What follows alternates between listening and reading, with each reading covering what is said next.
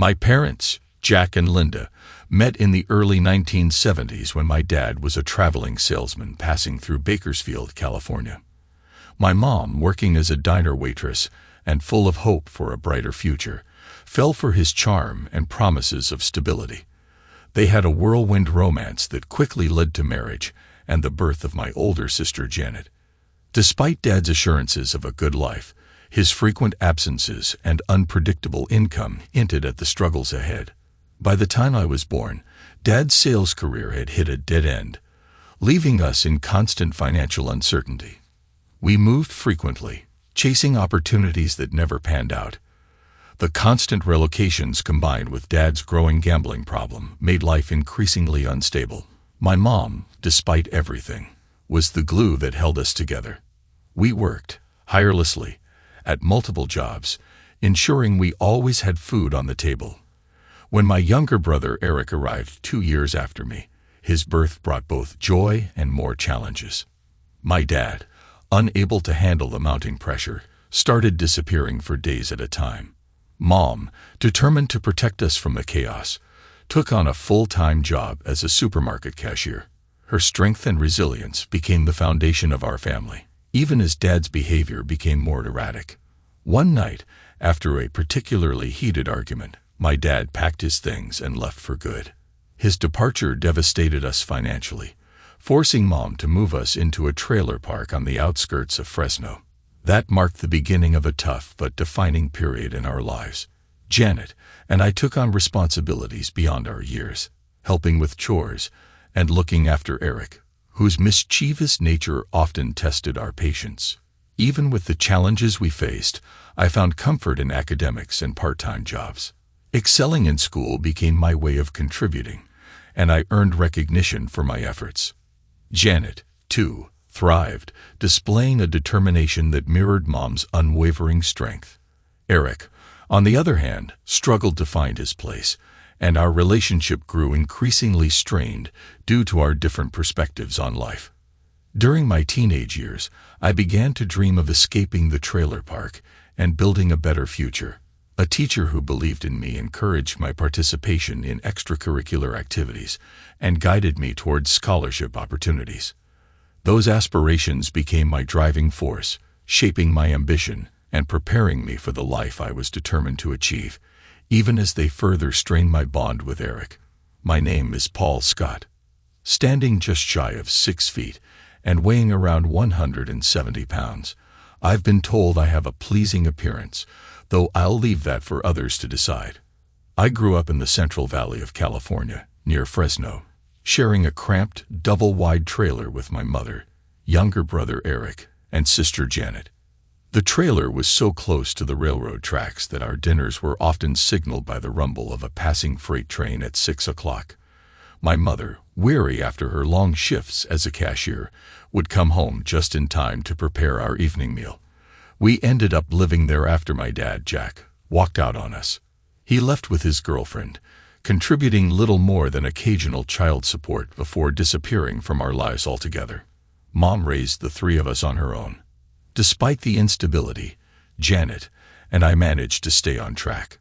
Graduating from high school and college with the help of scholarships, I earned a degree in marketing while Janet went on to become a lawyer.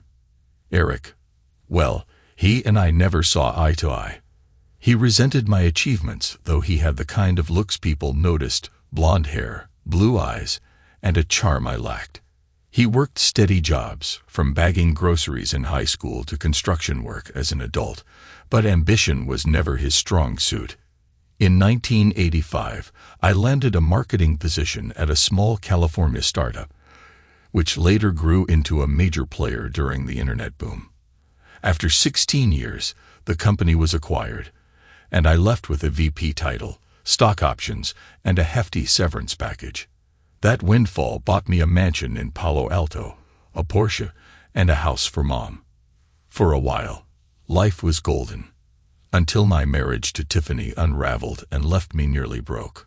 Tiffany, who married me just weeks before my severance payout, took half my fortune, our home, and the Porsche in the divorce.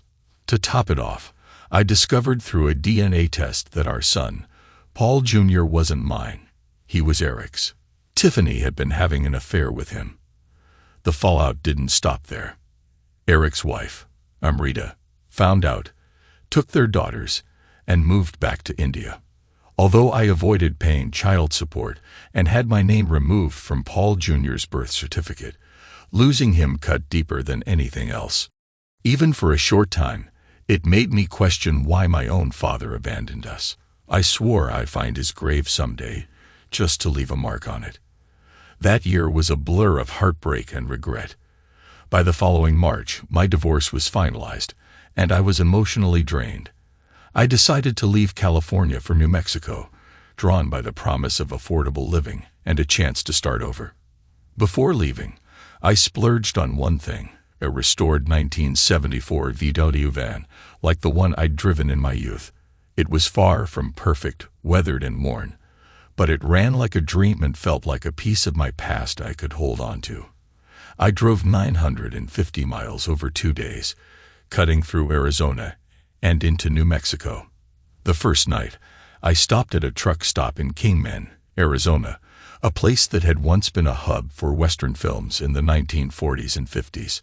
By the second day, I reached Gallup, New Mexico, a small city of about 21,000 people with a modest median income of $35,000. After spending a night in a budget motel, I toured several mobile home parks. Eventually, I settled on a single wide one-bedroom trailer in the Western Skies mobile home park. It wasn't much to look at, worn and rough around the edges, but it was functional, furnished, and mine for just $5,273. While unpacking, I noticed my neighbor, a petite woman with her dark hair tied back in a ponytail. Wanting to make a friendly introduction and hoping for a fresh start with someone far removed from the chaos of my past, I brought over some flowers and cookies from a local market. When I knocked, a young boy with jet black hair opened the door and stared at me silently. Moments later, the woman appeared. She was smaller than I'd expected, barely reaching 5 feet, dressed simply in a blue dress and old sandals. Her glasses were patched with duct tape, and a faint palsy affected her face, yet she had a kind, striking presence. I introduced myself as her new neighbor and offered the flowers and cookies. She smiled warmly and introduced herself as Aurora Santos, dawn to her friends and her son Jacob, who was 4. She explained that Jacob stared at men because his father had abandoned them. Aurora invited me in for coffee. Over cookies, she told me her story. Her ex-husband was serving time for domestic maltreatment, which had left her with nerve damage.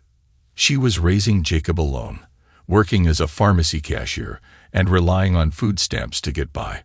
I shared my own story, how my marriage fell apart, and how I discovered the child I thought was mine wasn't.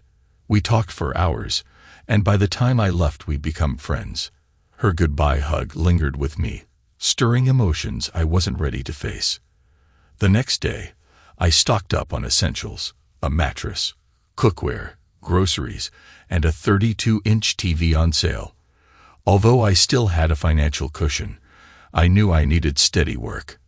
A temp agency soon placed me in a job unloading trucks at a shipping company. Over time, I settled into a routine: work, meals, TV, and sleep. Saturdays became grocery trips with Aurora and Jacob, who had quickly warmed up to me. If Jacob wanted to treat Aurora couldn't afford, I'd buy it for him and share it later. Sundays were for laundry. She washed while I played with Jacob and helped fold clothes. I might have sneaked a glance at her undergarments once or twice, not to take them, just to imagine. Though life was simple, it felt steady for the first time in years. Aurora and I grew close, supporting each other in small but meaningful ways. If she worked late, I'd pick up Jacob from daycare and handle his bedtime routine. Seeing Jacob brought back memories of the life I'd imagined with Tiffany and our son, but I pushed those thoughts aside. By October, I realized I wanted more than friendship with Aurora. My feelings deepened when, during a grocery trip, a rude cashier sneered at her for using food stamps, muttering something cruel under her breath. Aurora's hand trembled as she paid, her head bowed in shame. That moment made me realize just how much she meant to me. I stepped forward, and handed over my platinum card. "She's not what you think," I said firmly, locking eyes with the cashier. "She's my girlfriend. I'll cover this." The cashier quickly dropped her attitude, swiping the card without another word. Outside, as I loaded the groceries into the car, Dawn brushed away tears. "You didn't have to do that, Paul," she murmured, her voice thick with emotion. "I don't know what you're talking about," I replied with a casual shrug. "You paid for my groceries," she said, her eyes meeting mine. "And you told her I was your girlfriend. That's not true." I shrugged again, trying to downplay it. "Look, Dawn, you're a wonderful person, and you don't deserve to be treated like that. As for the girlfriend thing, well, maybe it doesn't have to be a lie." Her eyes widened in surprise. "What are you saying?" Summoning my courage, I took a step closer and wrapped my arms around her. Not the kind of distant hug you give a casual acquaintance, but a genuine embrace. "I'm saying I'd like you to be my girlfriend," I said softly. Dawn pulled back slightly, caught off guard. "I need to think about this. I wasn't expecting it," she admitted. Later that evening, as I unpacked groceries in my trailer, there was a knock at the door. When I opened it, Dawn stood there. "Come on in," I said with a grin. "If you were my girlfriend, you wouldn't even have to knock." She stepped inside, looking serious. "Paul, earlier, were you joking about wanting me as your girlfriend?" I took her hands in mine, holding her gaze. "I wasn't joking. I meant every word. I want us to be more than just neighbors." She hesitated, her voice tinged with doubt. "But why?" "I'm broke. I'm single. I'm 32 years old and living off food stamps. I'm scared, Paul. You could be with anyone. Why me?" Her words stung, not because of their truth, but because of how little she valued herself. "Dawn, I don't see you the way you see yourself," I said earnestly. "From the moment I met you, I thought you were beautiful. And the more I've gotten to know you, the more I've seen your kindness, your strength, and your heart." I stood and gently pulled her to her feet. Looking directly into her eyes, I added, "And yes, I think you're incredibly attractive. You said I could have anyone, but the truth is, I want you." Without giving her a chance to respond, I leaned in and kissed her. Her lips were different, slightly altered by the nerve damage. But that didn't matter. Holding her close, I whispered against her hair, "You're perfect to me." Dawn sighed, her voice tinged with hope and hesitation.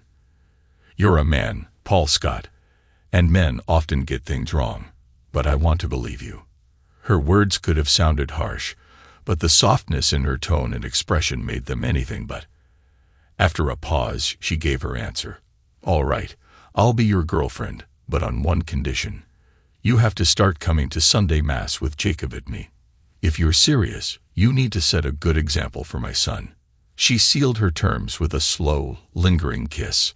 I hadn't stepped inside a church since my wedding, and honestly, I had no desire to go back. But that kiss made the decision easy. "Deal," I whispered. Not entirely sure what being a role model entailed, but determined to try. Before leaving, she kissed me again and said softly, "Take it slow, Paul. I really like you, but I've been through a lot. I'm not some city girl looking to trap a man no matter how charming he is. If you want my heart, you'll have to be patient." She left with a spring in her step, leaving me feeling hopeful for the first time in years. The next day, Dawn arranged for a neighbor to watch Jacob while we ran errands together. At the ATM, I withdrew $200 and handed it to her. She protested, but I waved her off. "I'm your boyfriend now. Spoiling you is part of the job." "Thank you, Paul," she said softly, her resistance fading. At the grocery store, she asked me to wait in the van. Stretching out in the back seat, I dozed off until the sound of groceries being loaded woke me. A moment later, I felt the warmth of her lips on mine. Smiling, I pulled her into my lap. "Miss me already?" I teased. She laughed, her blouse's top button slightly undone. "Jealous much?" She teased back, flashing a playful smile. "Of course I am," I said, kissing her neck. "You're mine now. No one else gets to have you." She laughed and slipped out of my arms. Let's get these groceries home before they spoil, she said, planting another quick kiss on my lips before heading to the passenger seat.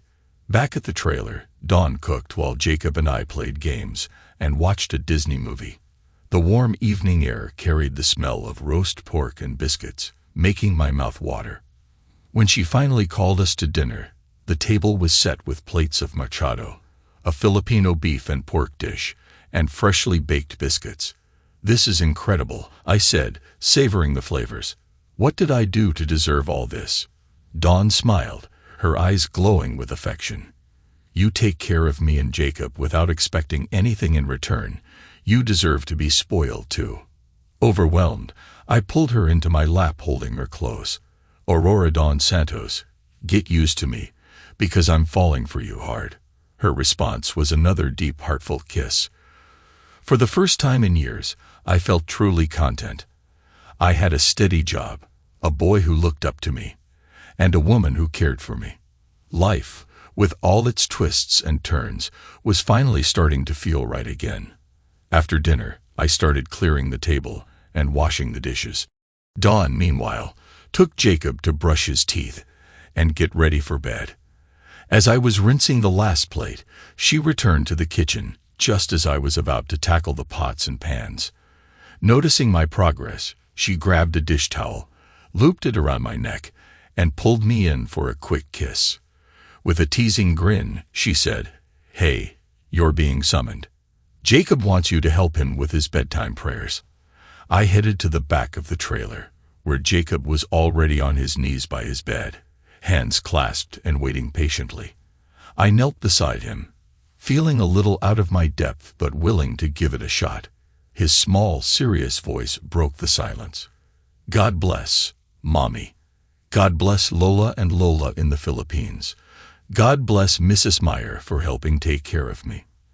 And God bless Mr. Paul for playing with me and making Mommy happy again. Amen." When he stopped and looked at me expectantly, I realized it was my turn. Folding my hands, I tried my best. "God bless my mom and my sister Janet. God bless Mrs. Meyer for being such a kind neighbor. God bless Jacob, my new buddy." I hesitated briefly, searching for the right words. "And God bless Dawn for showing me that love is still possible. Amen." Apparently I passed the test because Jacob grinned and threw his arms around my neck. I hugged him back, then tucked him in and kissed his forehead. "Good night, buddy. Good night, Mr. Paul," he said sleepily. Then he added, "And don't forget to send Mommy in for my good night kiss." I smiled and nodded, heading back to the kitchen. Dawn was scrubbing the pans, humming softly. Without a word, I slipped my hands under her arms, lifted her off the ground, and brought her level with me. She laughed in surprise as I kissed her. "This is starting to feel like a scene from a Hallmark movie," I said with a smirk. She chuckled as I set her down. "Jacob's waiting for his kiss. Good night," she said, wrapping her arms around me. "Don't go too far. Your girlfriend doesn't want you getting lonely." I sat on the couch while Dawn went to Jacob's room. Stretching out, I turned on the TV and flipped to a basketball game. But it barely held my attention. A few minutes later, I felt her weight settle onto my lap, and the game was forgotten entirely. As we kissed like a couple of teenagers, the intensity between us built. My hands instinctively moved to the hem of her blouse, but she caught them gently and pulled them away. "I'm sorry," she whispered, her voice tinged with regret. "I want this too, but it's just too soon. Please don't be upset." I kissed her forehead and held her close, letting my heart slow. "It's okay, Dawn. I meant what I said. I'm falling for you. I'll wait as long as you need." She nestled against me, her tears dampening my shirt. That shirt became sacred to me at that moment, her tears a badge of trust. Later, when she walked me to the door, she turned to me with a soft smile and said, "Thank you for being so patient with me. If it helps, I think I'm falling for you too." Those words left me walking on air. "It helps a lot," I replied, grinning as I stepped outside. "Good night, my love." She closed the door, and I couldn't stop smiling. The next morning at work, I went through the motions, but my mind was elsewhere. Dawn occupied nearly every thought. Looking back on my marriage to Tiffany, I realized how shallow our relationship had been. Sure, the physical connection had been exciting, but it lacked depth. Money had papered over problems, but it couldn't build trust or loyalty. Tiffany's betrayal had proved that. With Dawn, it was different. Without sex as a foundation, we were focusing on truly getting to know each other. We talked about everything, our favorite foods, hopes for the future, and the possibility of leaving Gallup when the time was right. For the first time in years, I felt like I was building something real. Still, there was one topic I avoided, my dream of being a father. Losing little Paul had left a wound that hadn't fully healed. I was 37 now and couldn't shake the thought of becoming a dad before I was mistaken for a grandpa. It turned out I didn't have to bring it up myself. One warm October afternoon, I was sitting in my trailer with the windows open, sipping a cold beer, when I overheard a conversation between Dawn and our neighbor, Mrs. Meyer. Dawn's gentle laugh floated through the air as Mrs. Meyer's voice carried across the yard. Unintentionally, I leaned closer to the window, curious to hear where the conversation might lead. Dawn had just finished paying Mrs. Meyer for babysitting Jacob, and they exchanged some polite small talk. Before long, Mrs. Meyer switched to what she did best, dishing out unsolicited advice. A stellar babysitter she might have been, but she also had a knack for meddling in everyone's personal business. "Jacob is such a sweetheart," Mrs. Meyer began, her voice loud enough to carry across the lot. "He's too good to grow up without a sibling, don't you agree?" Dawn's response was quiet, but audible through my open window. "I think a brother or sister would be lovely, but I'm not in a position." Mrs. Meyer cut her off with a laugh. "Not in a position, honey. You've got yourself a man who adores you. Maybe it's time you got in position, preferably underneath him." "Mrs. Meyer," Dawn exclaimed, clearly mortified. "Paul is my boyfriend, yes, but we haven't." "Oh, I know." Mrs. Meyer interrupted with a knowing tone. "Plenty of nights I see him walking back to his trailer like he's carrying a bowling ball in his pants." I nearly choked on my beer. Forget hidden cameras. Mrs. Meyer clearly had eyes everywhere. "And let me tell you something, sweetie," she continued, now fully in her element. "If I were 15 years younger, I'd be after that man myself. And I'm not the only one. There's plenty of ladies in this park who've noticed Paul. They'd jump at the chance to snatch him up. But that fool only has eyes for you, droopy side and all." Poor Dawn didn't stand a chance. With Mrs. Meyer's booming voice, I caught every word as she drove her point home. "Now listen here," Mrs. Meyer went on. "You're the queen of Paul Scott's heart, but if you want to keep that crown, you'd better start thinking about taking him to bed. The man's crazy about you, and you know it. He's great with your boy, and I'd bet my last nickel he'd be over the moon if you gave him a child of his own." I almost dropped my beer. While Mrs. Meyer's delivery left much to be desired, her words hit a nerve. The truth was, I would be overjoyed if Dawn had my child. It was like she'd plucked the thoughts straight from my head and laid it bare. That night, sleep was impossible. Even after a couple more beers, I found myself tossing and turning. The heat wasn't helping, and neither was the image of Dawn pregnant with our child. I'd promised her patience, but the desire was overwhelming. As I lay on my back, staring at the ceiling, I heard the faint click of a key turning in the lock. Only one person had a key to my trailer. I stayed still, curious to see what Dawn was up to. She stepped quietly into the room, slipped off her shoes, and padded toward my bed.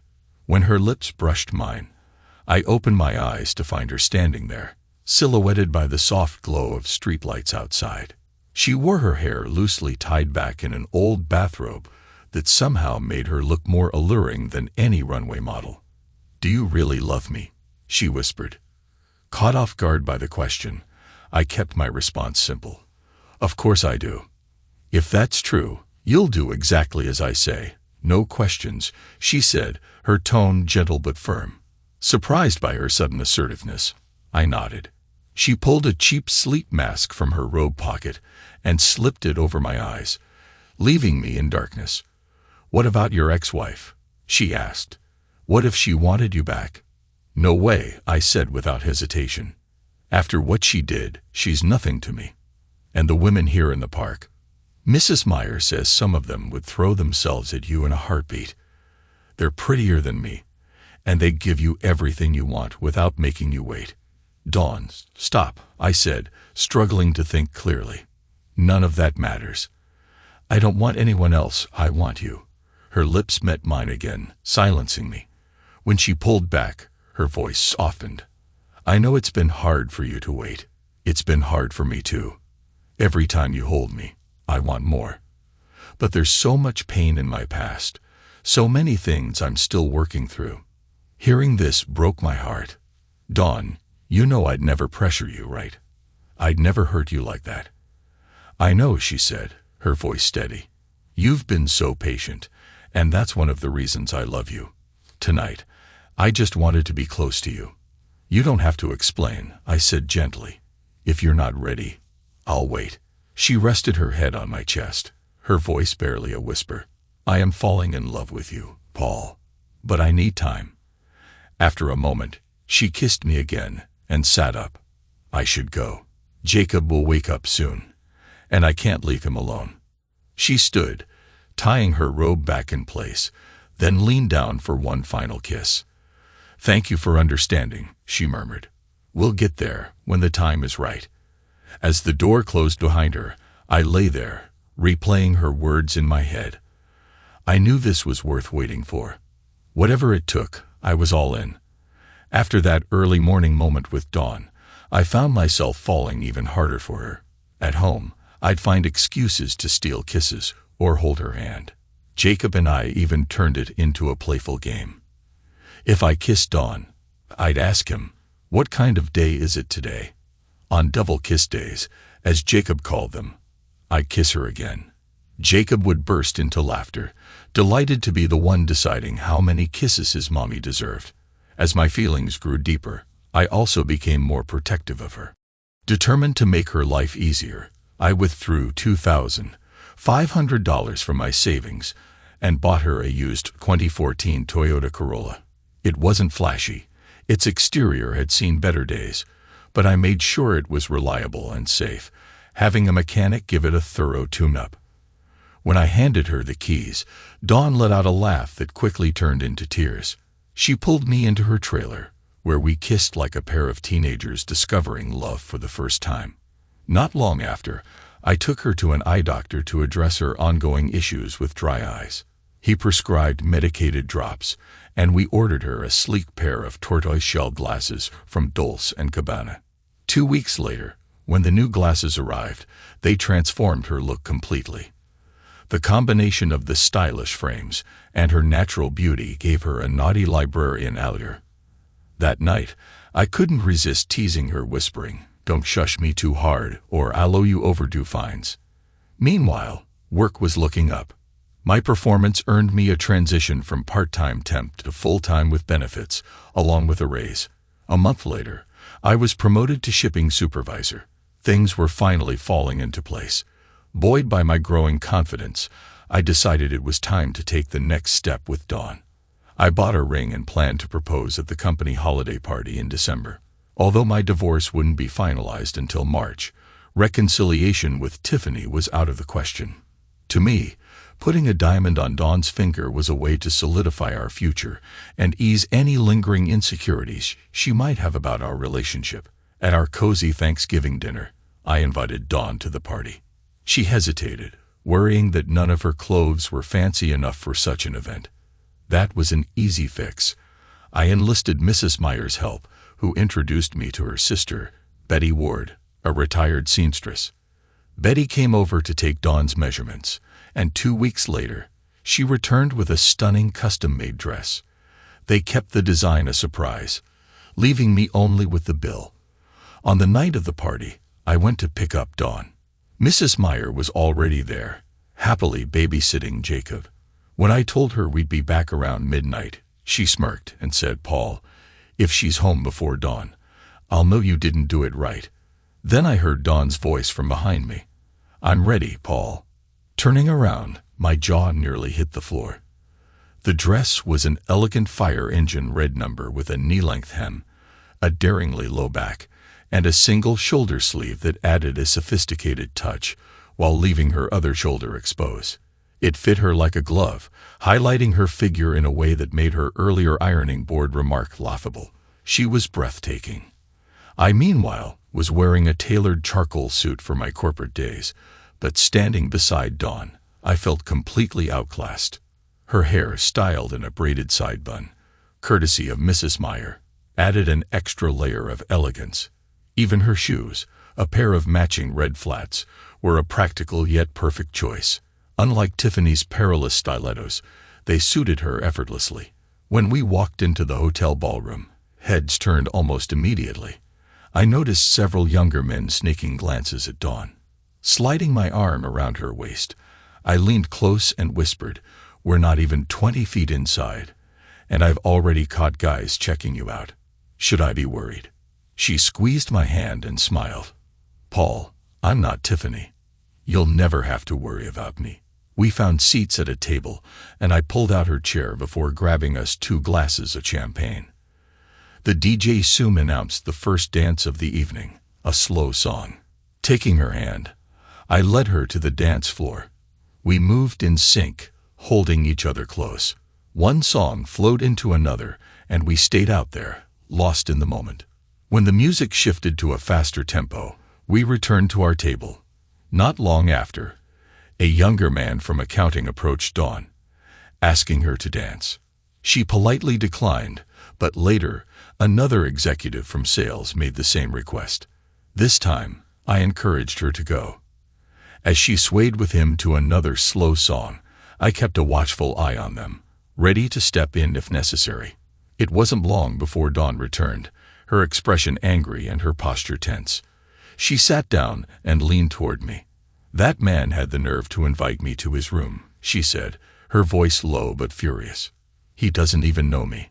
My initial jealousy evaporated, replaced by concern. "Are you okay?" I asked. She nodded. "I told him the only man I'm interested in sharing a bed with is the one who brought me here." Then I walked away. It took me a moment to process her words. My heart raced as I stammered, "Dawn, are you saying that?" Before I could get another word out, Dawn slid into my lap, cradling my face in her hands. Her kiss was intense and filled with an emotion that made my heart pound. When she finally pulled back, her voice was soft but resolute. "Yes, Paul, you've been so kind and patient with me, always making me feel safe. I'm not scared anymore. Let's get a room and go upstairs." And just like that, a new chapter of my life began in room 538 of the historic El Rancho Hotel, right off Route 66. Once inside, I grabbed a small bottle of champagne from the minibar. It wasn't cheap, but in that moment it didn't matter. I poured 2 glasses and led Dawn out to the balcony. The city lights shimmered in the distance, painting a breathtaking backdrop. Standing behind her with my arms around her waist, I couldn't help but marvel at how much had changed. Months ago, my life had been in shambles, betrayed, broken, and left with half of what I once had. But now I had a stable job, a fresh start, and most importantly, a woman who had completely restored my faith and love. As we stood there, I realized it was time to take the next step. The evening breeze grew cooler, so I draped her shawl over her shoulders. Then, before she could turn back to me, I dropped to one knee, pulling a small velvet box from my pocket. She was still gazing out at the skyline when I reached up and lightly poked her side, making her laugh. "Paul, what are you?" Her voice faltered as she spun around and saw me kneeling. The open ring box in my hand. Her hands flew to her mouth and tears spilled down her cheeks. "Aurora Don Santos," I began, my voice steady despite the overwhelming emotions. "When I met you, I was at my absolute lowest. But you changed everything. The night you made Mikado for me, I knew you were the one I wanted to spend the rest of my life with. Will you marry me?" Through her tears, she nodded emphatically and extended her hand. I slipped the ring onto her finger and swept her off her feet, carrying her to the bed. That night, and well into the early hours of the morning, we celebrated our love in a way that felt nothing short of perfect. Dawn's commitment to starting a family was clear, and I couldn't have been happier. The next morning, we woke just in time for breakfast. Dawn cheekily requested a late checkout so we could enjoy one more round of celebrating. This time, she kept her new glasses on, teasing me with librarian-inspired shushes and playful finds whenever I groaned too loudly. When we finally returned to the trailer park around noon, still in our party attire, it didn't take long to draw attention. Dawn's reputation as a wholesome church-going single mom seemed at odds with the night we just had. The disapproving glances aimed at me quickly transformed into smiles when Dawn proudly showed off her engagement ring. Mrs. Meyer was thrilled, and Jacob couldn't contain his excitement about having me as his soon-to-be stepdad. With the engagement official done, and I stopped hiding our relationship, if Jacob was already asleep, we didn't hesitate to share a bed. Though we tried to keep things modest, sometimes our good-night kisses led to more. And honestly, I wasn't complaining. 5 Sundays later, at St. Francis Church, I was blindsided by a revelation that would change everything. Father Thomas was giving a sermon on Genesis 128, "Be fruitful and multiply." And at the end of the service, he invited expectant mothers to come forward for a blessing. To my utter astonishment, Dawn stood up and joined them. I gripped the pew to steady myself, resisting the urge to jump up and cheer. While she wasn't showing yet, I leaned down and whispered to Jacob, "You're going to be a big brother." He blinked at me, confused, but I couldn't explain further. When Dawn returned to the pew, I pulled her into a tight hug, whispering, "I love you more than anything."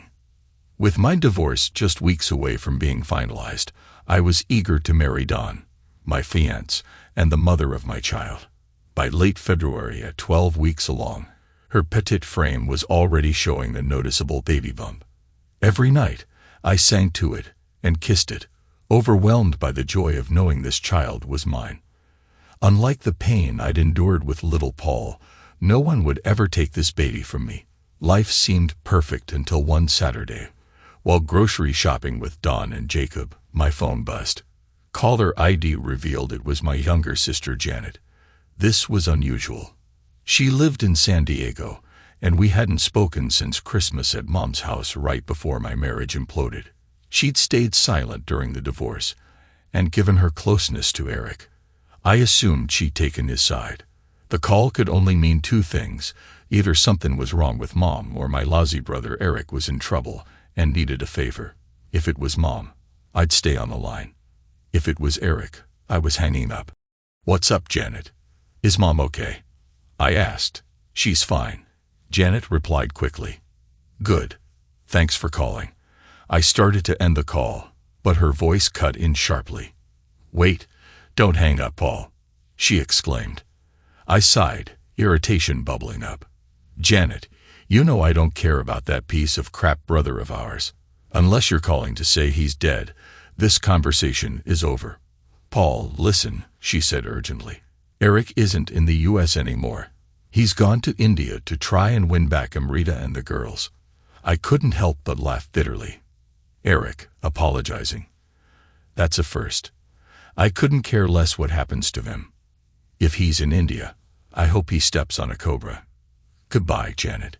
And with that, I ended the call, closing the door on that chapter of my life for good. As Dawn walked back from the produce aisle, she immediately noticed something was off. My mood was written all over my face. I started to explain, but before I could get the words out, my phone rang again. Janet, for the second time. "Unbelievable," I muttered, answering reluctantly. "What now, Janet? I told you I don't care about Eric." "Paul, stop cutting me off," she snapped. "This isn't about Eric. It's about Paul, Jr." The mention of his name felt like a knife twisting in my chest. My voice turned cold. "His name is just Paul. He's not my son anymore, remember?" My name is gone from his birth certificate. He's Eric's kid now, so why don't you hang up and leave me alone? Paul, please, she begged. You're angry and I get that. Eric ruined your life. There's no excuse for what he did. But Paul, Jr. is innocent. He's just a child, and he needs your help. My laugh was sharp and bitter. Help? From me? That kid is nothing to me. He's as dead to me as his parents are. The words came out harsher than I intended. Deep down, I knew Paul, Jr. was blameless, but the pain of losing him, of losing everything, still cut too deep. Saying his name opened wounds I wasn't ready to deal with. My voice had risen, drawing the attention of shoppers around me. Embarrassed and angry, I turned off my phone, grabbed Dawn and Jacob, and rushed us through the checkout line. The call haunted me for the rest of the evening, dredging up memories and emotions I'd worked hard to suppress. My mood cast a shadow over the household, affecting both Dawn and Jacob. Later that night, during Jacob's bedtime prayers, he blessed his usual list of people, his mom, his grandparents, and Mrs. Meyer. But when he got to me, his words stopped me in my tracks. God bless my new daddy, he said softly. And please don't let him forget how much he loves me. My heart shattered. Without thinking, I scooped Jacob into my arms, holding him close as tears streamed on my face. I love you, Jacob, I whispered, over and over, my voice breaking with each repetition. Dawn appeared in the doorway, her expression a mix of concern and tenderness. She gently took Jacob from my arms, tucked him into bed, and reassured him that I was just feeling sad, but loved him more than anything. Then she guided me to our room. Once inside, Dawn didn't say a word. She unbuttoned my shirt and helped me out of my jeans, then coaxed me to face down on the bed. Her hands moved gently over my back, kneading away the tension, while her lips followed with soft kisses along my spine. You'll be okay, she murmured, her voice gentle and soothing, her accent turning together into together. The way she said it was comforting and unexpectedly arousing at the same time. Hearing her voice, I felt something shift inside me. For months, I'd been holding everything in, trying to stay strong for everyone, ignoring my own pain. But in that moment, I realized I wasn't alone. Dawn and Jacob loved me, unconditionally. Tiffany and Eric no longer had power over me, and as I listened to Dawn's lilting voice, I couldn't help but smile. Everything about her, even her accent, made me feel alive. I turned over and pulled her close. She was wearing the same simple blue dress and practical sandals she'd had on the day we met, yet she looked more stunning than ever. I kissed her deeply, pouring all my emotions into the connection. That night, we made love, and for the first time in a long time, I felt truly at peace. Later, as we lay together, my hand rested on Dawn's growing belly. My thoughts drifted to my mother, who was retired and living alone in the house I'd bought her in Fresno. With Eric and his family gone to India, she no longer had her granddaughters nearby, and I wondered if the news of 2 new grandchildren would lift her spirits. I kissed Dawn softly and asked, "How would you feel about meeting my mom?" She hesitated for a moment, then smiled. "If you want me to meet her, I'd love to." The next day, I called Mom to set up a visit. Her response was polite, but indifferent. "It'll be nice to see you," she said. "And having a little boy around again will be interesting." Dawn and I took a week off work and booked flights to Fresno. The weather was cool, so we wore hooded sweatshirts, which conveniently concealed Dawn's baby bump. I was looking forward to Mom's reaction when she realized the big news. When we arrived, I noticed the house looked better than ever. Mom had invested in landscaping and the front yard was pristine. She greeted Jacob and me warmly, hugging us tightly. But when it came to Dawn, her demeanor shifted. She extended a hand and said, "It's nice to meet you," with the kind of politeness reserved for strangers. My stomach churned at her coldness. We stepped inside and sat in the kitchen while Mom bustled around, pouring drinks and preparing a peanut butter sandwich for Jacob. Dawn and I asked for coffee, but the warmth of the gesture didn't match the chill in her tone. Once we were settled, she finally addressed me. "Paul," she began, her voice calm but deliberate. "Don't you think this engagement is a little rushed? Your divorce isn't even final yet. Dawn seems nice, and Jacob is a sweet boy, but maybe you should take more time to think things through." I clenched my jaw, forcing myself to keep my tone even. "Mom," I said slowly, "let me remind you of something. Tiffany didn't make a mistake. She chose to betray me, to get pregnant by my brother. This isn't rushed. In a few weeks, my divorce will be final, and I'll be marrying the woman who loves me for who I am. I hope you can accept that." Mom reached across the table and placed her hand on Dawn's, her voice laced with a sweetness so false, it made my teeth ache. "Dawn seems lovely, Paul, and I'm sure she's very kind, but you had a good life before Tiffany's. Poor choices. I just think you're rushing into this. There's still time to reconsider things, maybe even reconcile." That word hit me like a slap. Reconcile. My mother, who had despised Tiffany since the day they met, was now suggesting I take her back. Before I could wrap my head around the absurdity of it, I heard the sound of a car pulling into the driveway. My chest tightened as realization dawned. This wasn't just an uncomfortable conversation. This was a setup.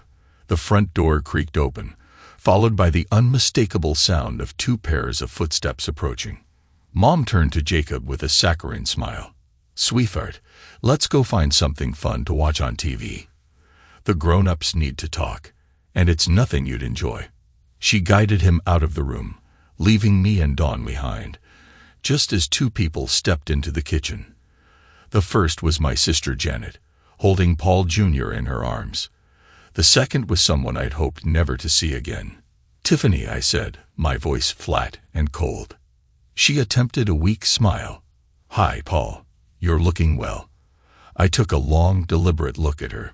Despite the efforts of Botox and beauty treatments, her face looked tired and worn, as though the weight of her decisions had finally caught up with her. "Thanks," I said curtly. "You don't." Turning to Dawn, I said, "Can you call us a cab? We're leaving." Before Dawn could respond, Janet slid a large brown envelope across the table. I didn't touch it. "What is this, Janet?" I asked, my tone sharp. "It's the form to dismiss your divorce filing," she said matter-of-factly. "Tiffany wants to reconcile before things are finalized. Since you're the petitioner, you have to sign it." The audacity left me momentarily stunned. "Let me get this straight," I said slowly. "Who exactly are you representing here, Janet?" "I'm acting on Tiffany's behalf," she replied. "Paul Jr. is my nephew, and I believe he deserves to have his parents together." My voice hardened. "So let me get this right. My own sister and mother are siding with the woman who blew my life to pieces. That's what this is." Before Janet could respond, Tiffany stepped in, her voice trembling with fake sincerity. "Paul, please, just think about it. You loved me once. You loved Paul Jr. once. We can be a family again. The house is so empty without you." Her use of Junior only deepened my disgust, reminding me that the child was Eric's, not mine. "Empty?" I shot back. "How ironic, considering you and Eric had no trouble filling it with your screwing." I was just in the way. I turned to the 3 women in front of me, my anger barely contained. "You're all living in a fantasy world. Tiffany, what makes you think I'd ever forgive what you did to me?" Tiffany fell to her knees and grabbed my legs, sobbing. "Paul, I made a horrible mistake. I didn't love Eric. It was meaningless. I ruined everything, and I'm so sorry. Please, I'll do anything. Just stay with me." Her desperation only fueled my contempt. Stone-faced, I responded, "If you thought this was a winning strategy, you miscalculated." She shifted tactics, her voice trembling with desperation. "Paul, if you stop the divorce, I'll give you everything back. The house, the cars, the money, all in your name. I'll even sign a post-nuptial agreement. We can go to therapy. Please just give me a chance." I stayed calm. "Tiffany," I began, my tone measured. If you'd made this offer before I left for New Mexico, I might have thought about it. But then again, you and Eric were still screwing, weren't you? So no, there's no chance. Unless you can undo everything you've done, this conversation is over. Janet spoke up, her voice tinged with indignation. Paul, don't walk away from this. Paul, Jr. is innocent. You can't just abandon him. I turned to her sharply. I already have. And as far as I'm concerned, you've abandoned me by siding with her. Don't expect to be part of my life moving forward. Finally, I faced my mother. I bought you this house because I wanted to give you a better life. But this ambush, it's beyond insulting. You hated Tiffany when we got married. Now you're on her side. Why? Mom's voice cracked as she spoke, holding Paul Jr. close. Because he's my grandson. He didn't do anything wrong. He deserves a good father. I took a deep breath, my voice trembling with anger. He has a father, Mom, and it's not me. It will never be me. And until you disown Eric, you'll never see my children. That's the choice you've made. Mom's eyes widened. Your children? She asked, stunned. Dawn stepped into the room holding Jacob's hand. Her hoodie was slung over her arm, revealing her growing baby bump. Paul, sweetheart, the cab's here, she said softly. I couldn't help but smile.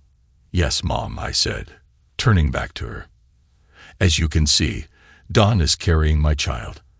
And the best part is, I know for a fact it's mine. I leaned down and kissed Dawn, wrapping my arm around her as we walked out. Behind us, Tiffany's sobs filled the air, echoing through the house like the final note of a sad, pathetic song. This encounter at my mother's house wasn't just an argument. It was a turning point. It reminded me why I'd chosen Dawn, why she was my future, and why the past needed to stay where it belonged.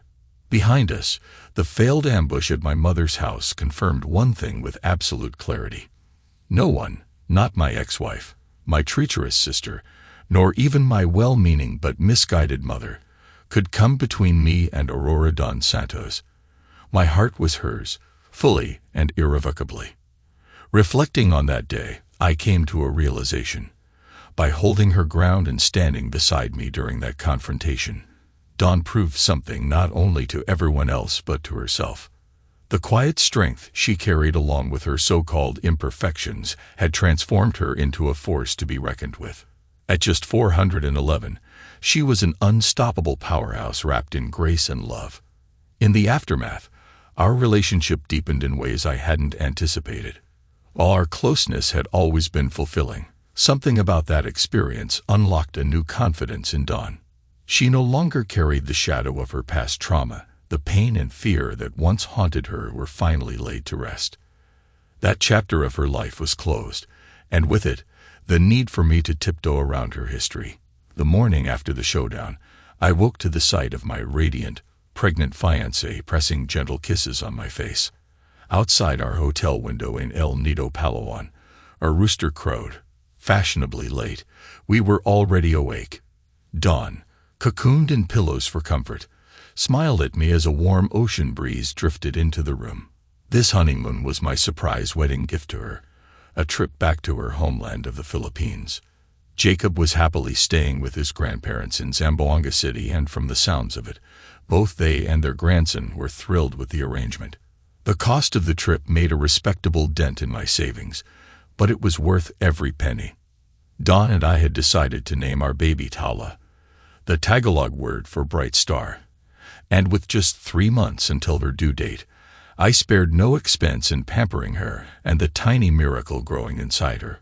Our days were spent exploring El Nido's pristine white sand beaches, vibrant coral reefs, and breathtaking limestone cliffs. Evenings were reserved for romantic dinners that felt nothing short of regal. Every night before bed, I massaged her growing belly with lavender oil, a thoughtful gift from a friend at her baby shower in Zamboanga. The combination of her newfound confidence and our deepened connection made every part of our time together feel magical, especially the private moments we shared. Before leaving for the honeymoon, both Dawn and I had quit our jobs. A former boss had reached out with an offer to join a new software as a service, or say as startup in California, offering a salary that dwarfed what we'd been earning combined. It was an easy decision, with 2 college funds to save for, hopefully more in the future. I accepted the role without hesitation. On the family front, Jacob was now officially my son. A quick trip to the Roswell Correctional Center secured the necessary paperwork. For $5,000 wired to his uncle Mauricio, Jacob's biological father, Danilo Santos, signed away his parental rights without argument. Soon after, the adoption was finalized. While Jacob had always been mine in my heart, knowing it was now legal brought me a peace I hadn't realized I needed. Relocating to Palo Alto was part of the deal with my new job, which meant saying goodbye to our trailers in New Mexico. To honor what Dawn had endured, I donated my trailer to a local women's crisis shelter, where it could be used as an emergency safe house. Dawn's larger trailer went to Mrs. Meyer as a gesture of gratitude for all she'd done for us. Lying next to Dawn in our cozy hotel room in El Nido, I watched her sleep peacefully, her pregnancy glow undeniable. Every moment I spent with her reaffirmed what I already knew: she was my everything. She had not only rebuilt my life, but elevated it to something I'd never dreamed possible. I had found a love worth more than all the material wealth I'd ever known. A love that felt unbreakable, unshakable. Dawn and our growing family had become my entire world, and I intended to dedicate every ounce of my being to cherishing her, protecting her, and loving her with all my heart. She was mine, and I was determined to keep it that way. When Dawn and I returned from our honeymoon in the Philippines, it felt as though we had stepped into a brand new chapter of life. Our once fragmented pasts seemed like distant memories as we focused on building a future together. The move to Palo Alto brought challenges, but it also promised opportunities neither of us had dared to dream about before. The house we bought was modest by Silicon Valley standards, but it was ours. It had 3 bedrooms, a spacious backyard for Jacob to run around in, and a small garden that Dawn quickly transformed into a vibrant space filled with tomatoes, basil, and jasmine flowers. Watching her tend to the plants, her hands gently cradling the soil, filled me with an appreciation for how she nurtured everything in her life, our family included. Jacob adjusted well to his new school. His teachers praised his enthusiasm, and he quickly made friends. It wasn't long before he came home asking if he could join the soccer team. I happily agreed and became his biggest cheerleader at every game, shouting encouragement from the sidelines as he raced up and down the field. Dawn often teased me saying, "You're more excited than the kids." She wasn't wrong. At work, my new role as a senior marketing executive proved to be both demanding and rewarding. The hours were long, but the payoff was worth it. Each evening, walking through the door to see Jacob's excited grin and Dawn's warm embrace reminded me why I worked so hard. The sacrifices were for them, for our growing family. Dawn's belly continued to swell with our baby girl, and every time I felt a kick, my heart swelled with joy. Tala was born on a crisp April morning. Dawn had insisted on a natural birth, and I stood by her side, awed by her strength. When the doctor placed our daughter in my arms, I was overwhelmed by a wave of emotions I couldn't put into words. Tala's tiny fingers curled around mine, and in that moment, the world seemed to stand still. She was perfect with Dawn's almond-shaped eyes and my stubborn chin. Looking at her, I realized I was holding not just a child, but a piece of our shared hope and love. Parenting 2 children wasn't without its challenges. Sleepless nights, diaper changes, and sibling squabbles tested our patience. But Dawn and I navigated it together. Jacob adored his baby sister, often insisting on helping with diaper changes or singing her lullabies. Watching him grow into his role as a big brother brought tears to my eyes more times than I'd like to admit. As the months turned into years, our little family blossomed. Dawn and I found ways to balance our careers in parenting. I negotiated flexible hours at work, allowing me to be home for family dinners and bedtime stories. Dawn's cooking became the heart of our household. From her famous machado to experimental dishes she learned from Filipino cooking blogs, every meal was a celebration of our love and heritage. We also made time for ourselves. Saturday nights became our date nights, whether it was watching movies after the kids were asleep or sneaking out for late-night coffee runs. Those moments reminded me of how much I cherished her, not just as the mother of my children, but as my best friend and partner in life. Her laughter was my anchor, her touch my sanctuary. One summer we decided to take a road trip across the country in a restored VW van, a nod to the vehicle that had carried me to a fresh start years ago. We stopped at national parks, visited quirky roadside attractions, and created memories that would last a lifetime. Jacob and Tala bonded over shared adventures, and watching them play together filled me with pride and gratitude. My relationship with my mother remained strained, but she softened over time. When Tala turned 2, she came to visit us in Palo Alto. Though our conversations were cautious, seeing her hold her granddaughter melted some of the tension between us. Dawn, ever the peacemaker, encouraged me to mend the relationship, but she never pushed. She knew my trust had limits, and she respected that. Life wasn't perfect, but it was beautiful. We faced our share of setbacks, unexpected expenses, work pressures, and the occasional argument, but none of it felt insurmountable. Dawn's resilience, coupled with my determination, created a foundation strong enough to weather any storm. On our 10th wedding anniversary, I surprised Dawn with a vow renewal ceremony in the backyard of our home. Surrounded by friends, family, and the laughter of our children, I once again pledged my love to her, reaffirming the promises I'd made years earlier. Dawn, radiant in a simple white dress, whispered through tears, "I'd marry you 100 times over." As I look back on our journey, I'm struck by how far we've come. From the heartbreak of betrayal to the joy of building a family, every twist and turn has brought us closer together. Dawn taught me that love isn't about perfection, it's about choosing each other every single day. And as I watch our children grow, Jacob with his boundless energy, and Tala with her quiet wisdom, I'm reminded that the best things in life are born from the courage to start over. Dawn is my forever, and I am hers. Together, we've created a life filled with laughter, love, and hope. And as the years stretch ahead, I know one thing with absolute certainty. No matter what challenges come our way, we will face them hand in hand, as we always have. This is our story, and it's only just beginning.